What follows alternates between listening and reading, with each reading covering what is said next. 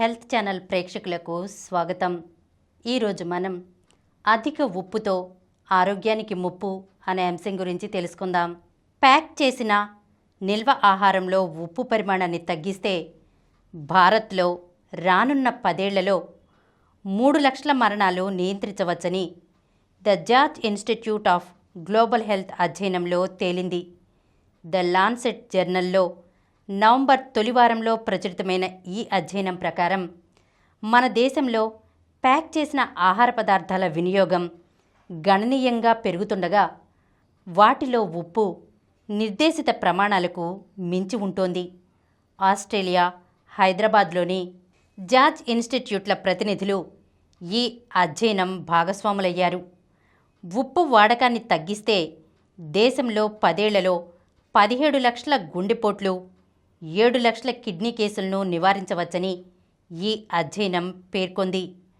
WHO మార్గదర్శకాల ప్రకారం ఓ వ్యక్తి వంట పదార్థాలు లేదా ప్యాక్ చేసిన ఆహారం రూపంలో రోజుకు 5 గ్రాములు అంతకంటే తక్కువ ఉప్పు తీసుకోవడమే ఆరోగ్యానికి శ్రేయస్కరం. మోతాదుకు మించి తీసుకోవడం వల్ల రక్తపోటుతో పాటు గుండె జబ్బులు, దీర్ఘకాలిక కిడ్నీ సమస్యలు పెరుగుతాయి.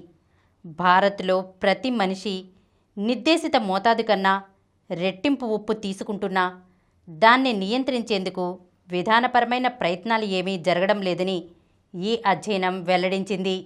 ప్యాక్ చేసిన ఆహార పదార్థాల్లో 58 రకాలపై దేశాల వారీగా సోడియం బెంచ్ మార్కులను WHO నిర్దేశించింది.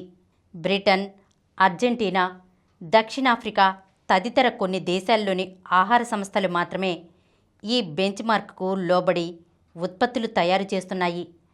WHO మార్గదర్శకాల ప్రకారం ఉప్పు ప్రతి 100 గ్రాముల ప్యాక్డ్ పచ్చడిలో 550 మిల్లీగ్రాములు, పొటాటో చిప్స్లో 500, రెడీ టు ఈట్ ప్యాకెట్లో 250, క్యాన్డ్ ఫిష్ ప్యాక్లో 360, కుకింగ్ సాస్లో 330 mgకి మించి ఉండకూడదు. కానీ ప్రాసెస్డ్ మాంసం, చీజ్ ఉత్పత్తులు, సాసెస్లలో ఎక్కువే ఉంటుంది. ప్యాక్ చేసిన ఆహారంలో ఉప్పు తగ్గిస్తే ముందస్తు మరణాలు, కొత్తగా గుండెపోటు, కిడ్నీ కేసులు తగ్గడమే కాకుండా ఆర్థిక భారం కూడా తగ్గుతుందని ఈ అధ్యయనం పేర్కొంది. 10 ఏళ్లలో 100 కోట్ల రూపాయల వరకు ఆదా అవుతుందని అంచనా వేసింది. ఫ్యాక్డ్ ఫుడ్ తీసుకునే అలవాటు మున్ముందు పెరగబోతోంది. వీటిలో ఉప్పు పరిమితంగా వాడేలా భారత ప్రభుత్వం ఓ విధానాన్ని రూపొందించి అమలు చేయాలి. 2014లో ఇండియాలో కొన్ని ఫుడ్ ప్యాక్డ్ లేబుళ్లపై పేర్కొన్న డేటా ప్రకారం ఉప్పు వాడకం మోతాదుకు మించి ఉందని గుర్తించామని జార్జ్ ఇన్స్టిట్యూట్ తరపున అధ్యయనంలో పాల్గొన్న సుధీర్ రాజ్ ధౌడ్ ఈనాడుకు వెల్లడించారు. ఈరోజు మనం అధిక ఉప్పుతో ఆరోగ్యానికి ముప్పు అనే అంశం గురించి తెలుసుకున్నాం కదా. మరొక అంశంతో మళ్ళీ కలుద్దాం.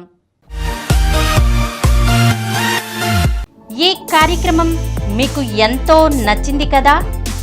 ఇటువంటి మరిన్ని వీడియోల కోసం అనతి కాలంలోనే 20 కోట్ల వ్యూస్ సాధించిన సమరం ఛానల్ సమర్పించు సమరం హెల్త్ ఛానల్కు సబ్స్క్రైబ్ చేయండి, లైక్ చేయండి, మీ ఫ్రెండ్స్కి షేర్ చేయండి.